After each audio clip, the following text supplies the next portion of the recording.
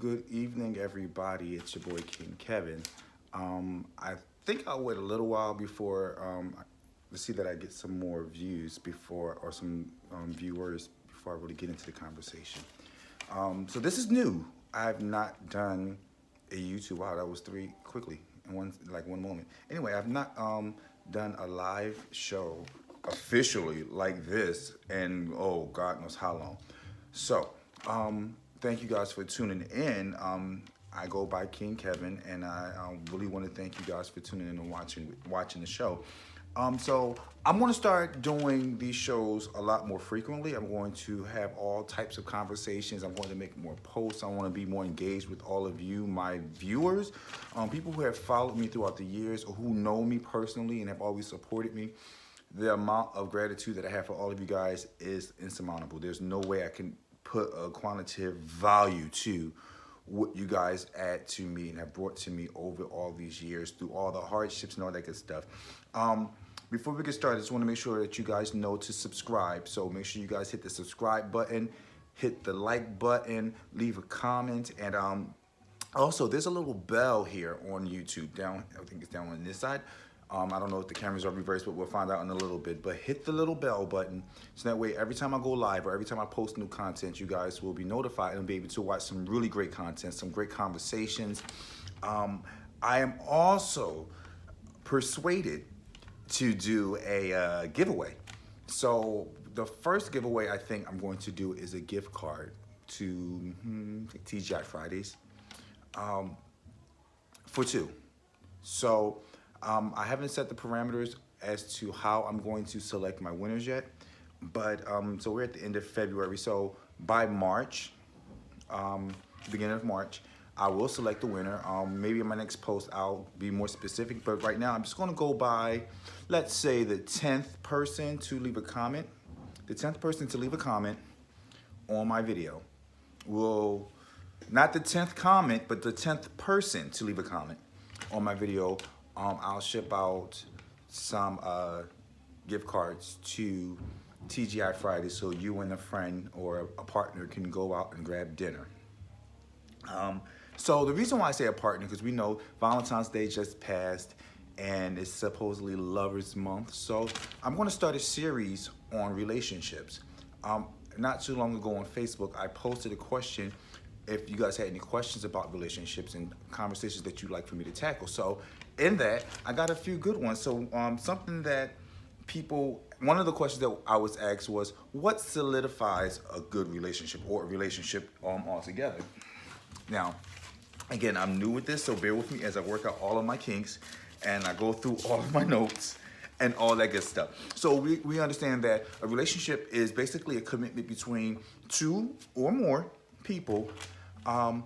And it can be an intimate relationship, like your lover.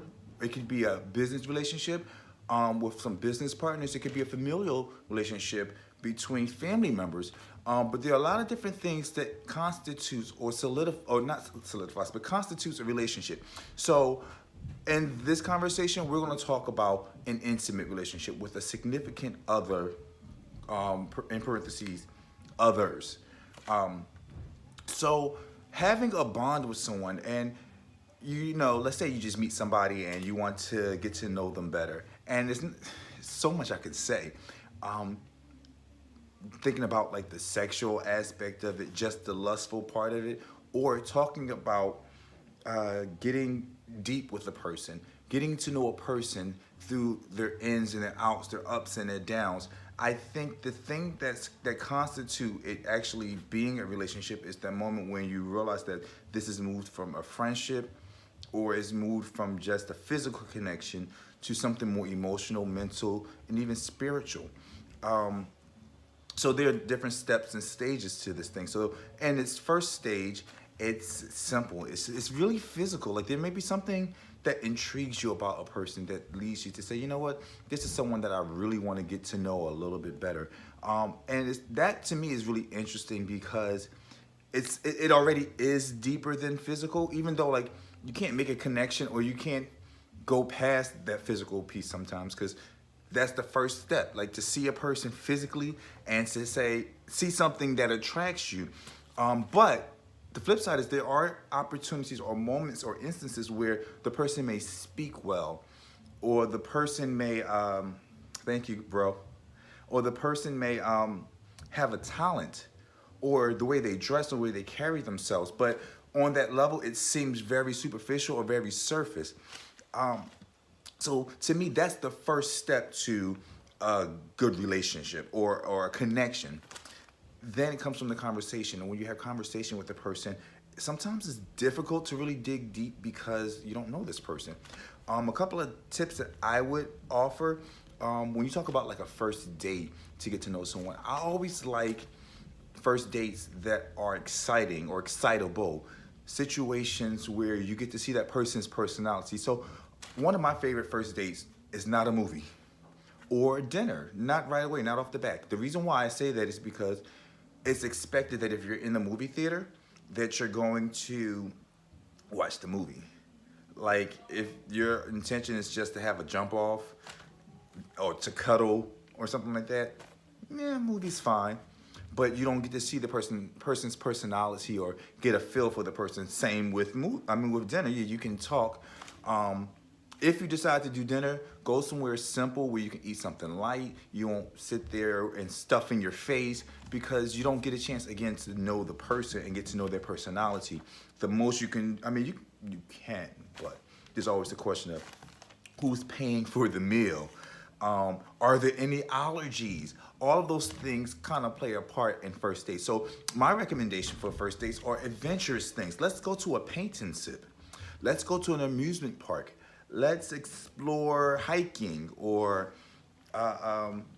wine tasting or some type of arts and crafts.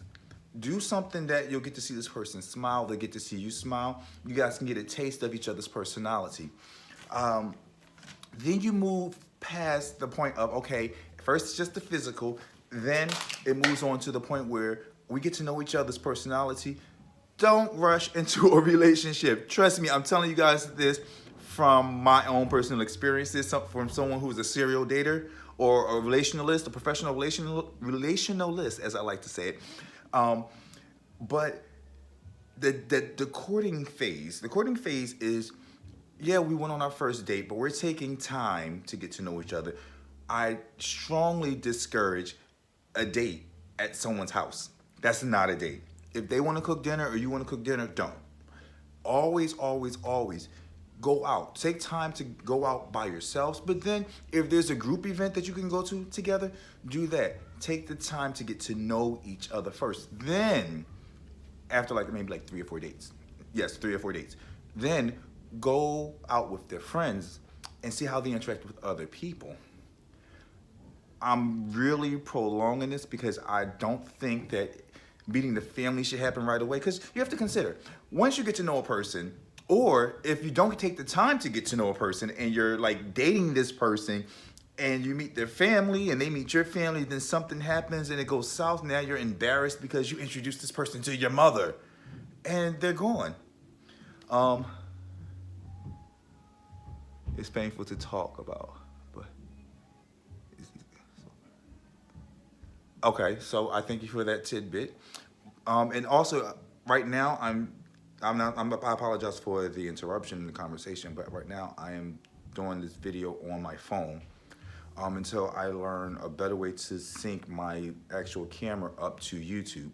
So until then, I'm doing it from my phone. And obviously our first instinct is to look at our screen when the camera is actually over here somewhere. So I'll be more conscious. But just consider that, when you're meeting a person's parent or their family or their closest friends, and then 2 weeks later you guys aren't together, it's kind of embarrassing. So I would really say prolong that as much as possible. Have that one friend, and there's always that precaution. Have that one person that you really, really, really trust, that you don't mind them knowing, look, I'm experimenting with this new person. I don't know what's going to come of it, but for my safety, in case I go on a date and you don't see me no more, this is the person I was with last. But seriously, that part I strongly believe in and agree with. So after a while, you get closer to this person. Obviously, we know we're not moving in within at least the first 2 months. That's kind of fast, isn't it? Again, I'm talking from my experiences. So we move forward with the relationship, I think that you guys should solidify the title before you solidify residency with the person. I know a lot of times we feel like, oh, this was love at first sight, or it's puppy love, or we were meant, you're my soulmate, and it's been 2 weeks. No, that's not how it works. Sounds nice in a fairy tale, but in real life, to avoid a lot of the hardships that a lot of people go through in relationships, take your time, because you don't want to find yourself in a situation where you're shacked up. That's a church term for y'all. Those of you who don't know, that's shacking up. But like, you're in a committed situation, not even a relationship anymore. You're just in a committed situation. Your circumstances have tied you to a person that you can't stand anymore. And now the question is, are you moving out or am I moving out? How are we going to split these bills? How are we going to do this? And I don't believe, like, if we break up, I don't believe in rooming with an ex. So make sure you take your time. And I think, and we get those feelings of butterflies in our stomach, or this is a match made in heaven, and we get those feelings kind of quick. I often tell people to hold off, experience that, enjoy those emotions and those feelings. It's wonderful, it's lovely, it's beautiful, some of the best feelings you'll ever have in the world. But feel it and then move past it. When I say move past it, give yourself time to let that settle, even before the relationship. It's okay to date. And another thing, don't feel like because I'm dating this person that this is the only person I'm dating. It's called dating for a reason. I'm testing the waters, and I'm not saying sleeping with people. I was careful not to bring up the sleeping part. I am talking to this person, I'm talking to that person, I'm talking to that person. Not to get into a really deep committed relationship, but so that I could get to know who's out there. I get to know, honestly, myself. How do I react to other people? How do I react in different situations? Because everyone's different. Somebody may say or do something, or something about them that just might tick me off, and I don't want to have anything to do with them. But if I don't experience that, or maybe it's something about me that I need to fix, and it wasn't until I encountered that person that I realized that that was something that I needed to work on. So get out there, talk to people, go on a speed dating situation. But get to know yourself, honestly. That's the true #1 tip. Know yourself. You can't really say what you like if you don't know what you like. So get to know yourself. But date other people, and then it'll hit you. You'll get past, especially if you're talking to multiple people. It'll get to the point where you're like, you know what? That don't work, that don't work, I don't like that, that don't work, this makes me uncomfortable, this makes me feel stifled, this makes me feel like I'm in a cage, this makes me feel completely free, this makes me feel like I'm loved, this makes me feel like I'm solidified as a person, not validated, because your validation comes from within you. But I feel like this person adds to what I already have. They're not trying to change me, they're not trying to take away from what is Kevin, all of this beautiful greatness that I am. So from there, that's when you begin to grow with that person. And I think it's even a better idea or better advice to say, when you first start talking to people, let them know, listen, this is my definition of what a date is. My definition is I'm talking to multiple people, nothing serious, just getting to know people. Before I commit myself to something, I just want to be sure. So all the cards are on the table before you enter into any understanding with anyone. So when you get to the point of saying, you know what, this one person lights my fire. This person just ignites passion in me. It won't be so difficult to say to the other people, hey, I really appreciated your time, but I'm going to go with door number 2 or option A, whatever the case may be. I mean, in some cases, you can not say nothing. They'll fall away. But it's probably better to communicate. Again, this is all trial and error. I'm trying to see how this YouTube live thing works. And I hope that at one point soon, I'll be able to do more live videos with you guys, and I'll get a lot more viewers. So after you decided that this is the person for you, and they know your friends, I feel like meeting the parents is something that should happen way down the line. I'm not talking about engagement or a baby on the way, but you know, I've spent a good portion of this year, maybe a couple of years with this person, and I really like this person, and this like is really turning into love. And we didn't start the relationship off arguing, nor did we start the relationship off in bed, but we're in a place now where our passion and our love and our feelings for one another goes deeper than the physical. And when troubles arise, it's not enough to shake or break us and take us away from each other. I think that's pretty stable. That's a pretty stable point to say, hey, mom, it's this person that I've been talking to that I would really like for you to meet. And be assured, problems will arise. Be assured, you guys will have disagreements. You will bump heads. But when you find that right person, put a little weight on you. And I'm telling you guys from experience, I found my weight. Anyway, I once again want to thank you guys for joining me. In conclusion, take your time. I think that's the point. Take your time, get to know the people that you are potentially interested in. And if you're in a relationship, congratulations, and all that encompasses. Thank you guys for watching. Thank you for tuning in. Remember to subscribe. Leave a comment. Let me know what you guys think about the new or the Kyng Kevyn show. I promise I'll be back with a lot more. And from here, it's only going to go up. There'll be a lot more things I'm going to add to my channel, from live videos to some pre-recorded videos with some really cool moments, some behind-the-scenes footage from photo shoots. Real quick, before I do move forward, if you're not following me on Facebook, Twitter, or Instagram, go to Kyng Kevyn, KYNG, follow me, subscribe, and check out this new video I have. It's actually on YouTube. It's not on my channel, but I'll get it onto my channel. I want you guys to pay attention. It's for the HIV Stops With Me campaign. And this year's theme is I Am You, talking about being HIV positive, but being undetectable. And the goal is to end stigma, to educate people about what HIV is, what it means to be undetectable, knowing that undetectable equals untransmittable, which means I can't pass the virus on.